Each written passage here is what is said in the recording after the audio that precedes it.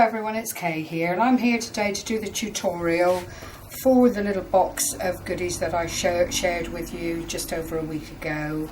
And this contains 3x3 cards, A6 cards and some tags, finished with a ribbon like so. And I did say at the time I would do a tutorial if enough people were interested, and I'm delighted to say enough people felt that they would like me to do the tutorial, so here I am.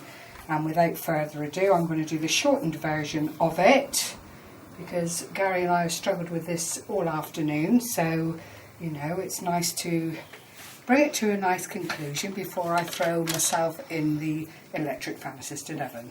Okay, so we are doing the cardbox gift pack, and we need cardstock, A4 cardstock, preferably of a good quality, unless you are using DSP, design paper, in which case you can use a lesser grammed card because you're going to back it with paper and so on and reinforce it.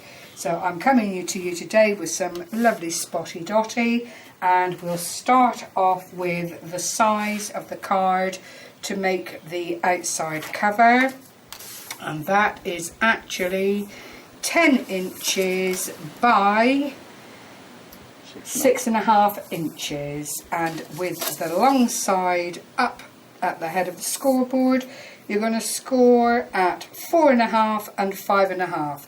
I'm not actually doing it, I've done it to save time. You then fold and burnish these score lines. If you have a good quality card stock, you may prefer to double score just to break up the fibres and keep it all nice and tidy and doing what you want it to do. And this is what I'm going to do here, because this is about 280 GSM, great quality. Now some of you might think, what, she got that bit of red tape here. This is what I use to anchor down my ribbons. So at the very start, I'll just peel off that red stuff, get rid of the backing. I've got some very inappropriate ribbon here, but sadly I don't do a lot of pink, so this is how it's going to be. Find the middle of your ribbon, anchor it into the middle of the spine. Roughly speaking, you can always trim it if you need to, and lay it across your red tape or wet glue or whatever you choose to use. Put your two ends together, fold them in half, cutting up toward the fold at an angle. You snip and you end up with what Scrimping Mummy calls the swallowtail ribbon ends, which is rather lovely. So that in effect is already the outside of your gift box. Now, were you to be using double design paper, clearly you would cut out your squares, as I've done here, to a little bit below the size of the cover, usually about 1/8 of an inch difference, 1/4 of an inch if you like a nice thick border around it, and you would put that on the top, the bottom, and something in the spine. Your spine is actually 1 inch wide, so you know you would measure it all out accordingly. We can now put that to one side and forget about it for the moment. I'll just leave it under the thing of my scoreboard there. We then go on to make the first pocket, and the card size for this is 7.5 inches by 5.5 inches, with the long side up toward the measured side of your scoreboard. You will score at 1/2 inch and 1/2 inch at the other side, so that would be 1/2 inch and 7 inches. Then turn it to the short side, line it up to within 1 inch of its life, and you are scoring at 2.5 and 3 inches. You then again burnish and fold all your score lines to within 1 inch of their lives, and we do a little bit of notching at this point. and you'll do this as you go along because it saves you going back and forward on yourself, and it actually speeds up the time you spend putting this gift together. So you see I'm angling my cut toward the middle 2 lines, folding it back and then cutting into the crease like so. Oops, scissors are in the way. And there we have the start of a box. This is where I grab my wet glue because that's what I'm preferring to use. I'll show you the shape of that all cut out so you know what you're aiming for. And in an ideal world, what you want are the flaps to be facing the same way once you've decided which is the front and the back of your box. So I am going with this part as the front. So I'll put my Yoo-hoo glue on the back bit like so, fold the 2 pieces together, line them up to where the crease marks are like so, and thankfully Yoo-hoo dries very quickly. Give the film crews offering me a clip here, but seriously, with the Yoo-hoo or any fast drying glue, you really don't need to do that because it gets to spend a little time anchoring itself anyway. I'm then going to put some more on the other flap, so indeed my 2 bits are making a seamless front to the box.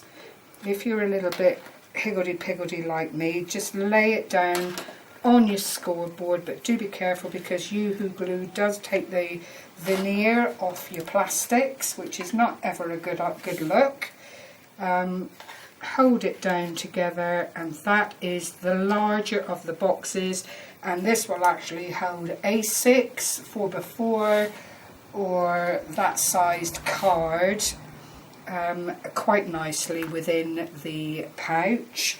The next pocket size we're doing is 5 by 4.5. So, oops, show you on here, 5 by 4.5, and we set out with the longest score at the top, and we're scoring at 1/2 inch, and we're scoring at 4.5. We then turn it to the 4.5 length size, and we are scoring at 2 inches and 1/2 inch. Burnish and score all your lines to get them all malleable and able to fold the way you want it to. And then we have to do again the notching into the center. Don't be overly generous with it, but you know, it's to reduce bulk and to make it a much tidier effect once the little box is built. And we're going to just trim that off again. Oops, a bit untidy there, Kate. Okay, so that is how it looks when it's trimmed and burnished, and we're going to do exactly the same thing. We're going to decide which is the bit we want to the front and which is the bit we want to the back, and there is a slight overlap with this. It's probably down to my measuring, but it makes no odds because if you keep the highest bit to the front, then this sticks on inside the box anyway, so it's not a life or death situation. You can be pretty relaxed about it. That can then fold over there as we did on the other 2 boxes. Oh no, the other 1 box, sorry. That's that one. And same again here, so that your flaps are facing exactly the same way again. Just adds to the overall neatness of the project. Let's put that on there to save my scoreboard anymore upset. I have treated it very badly this afternoon, I have to say. But that's that. That's your second little box. and we can leave that to sit there and anchor. And then the final one is a diddy one, and this one is 3.5 by 4.5, so 4.5 that way, and oh sorry, 3 inches, I do beg your pardon, 3 inches by 4.5.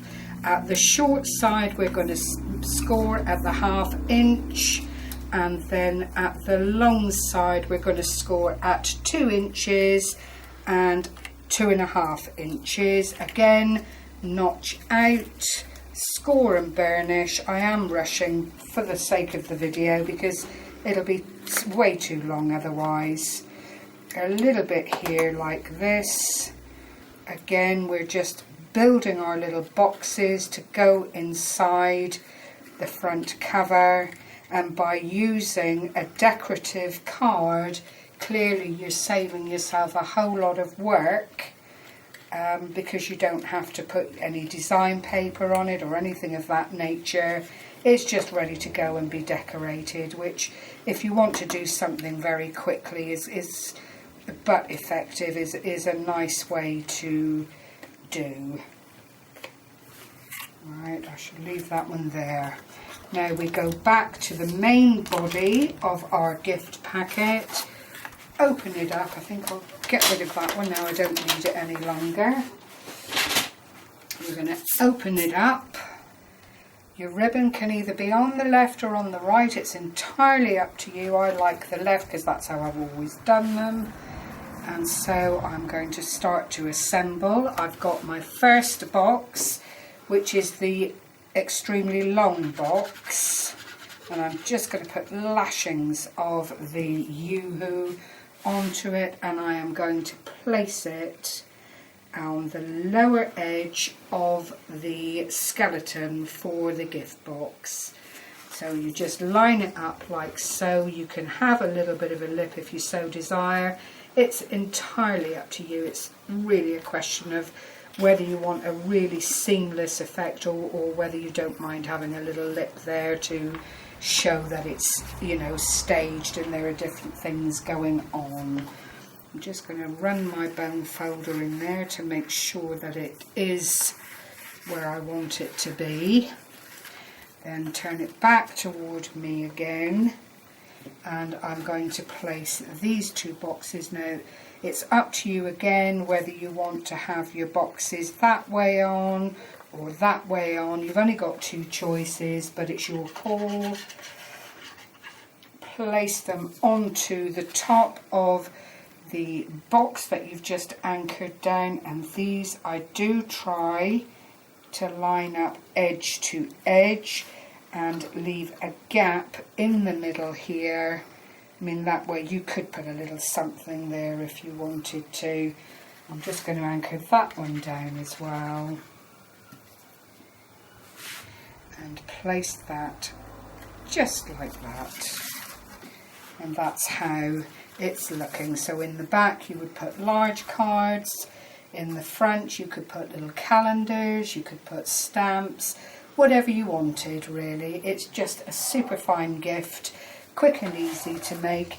If you want to, you can use a bit of the leftovers from all your cutting and put that across the spine to marry up the inside with the outside. If you've used a decorative card, you could punch and put a scalloped edge or something at the top just to bring it all into a coordinated place. But that essentially, when you pull that over, is how it all comes together. Needless to say, if you're using your cardstock like this, then you would want your cards to come out of, your little gift cards to come out of the same cardstock, or have that cardstock in the mix somewhere. No, this is way too long, but you can see where I'm going with it. I'd probably do a double bow there or some such. So that is ridiculous. Let's trim that down a bit. I wasn't quite sure how much I needed, so I just cut off the wedge like this and like this. And that's how it looks and how you would present it. It's up to you then to put a decoration on the front, and that's just one of the ways that you can really go to town on these little gift boxes once you've got your basics in place. The other one I wanted to show you, I've already showed you the butterfly one, and this is another one that I've done. This one I actually forgot to put the ribbon underneath the DSP, so I thought, what can I do? And what I actually did was laid the centre of the ribbon in the middle of the box, cut out a scallop circle and a smaller scallop circle within the DSP paper, and I don't think it looks too bad at all really. It's neat and tidy. On the front here I've used filigree butterflies with tiny little wild orchid roses in them. I've used a double layer of organza ribbon because I like it and I think it's really, really pretty. I'll just close that up a moment. And this is using the design papers again, and I've just opened up the papers, lined the insides totally, and for this one I've made the 3 cards using the DSP paper, several little tags just like this, and then 3 4x4 cards, equally pretty, all just married up in some way to the overall dimension and design of the cards. So you really can do as little or as much as you want to with these lovely little gift boxes. Very quick and easy to do. So I hope you've enjoyed the video. Do feel free to contact me. Please leave a comment and a thumbs up if you've enjoyed this video. Thank you very much. Take care everyone. Bye bye for now.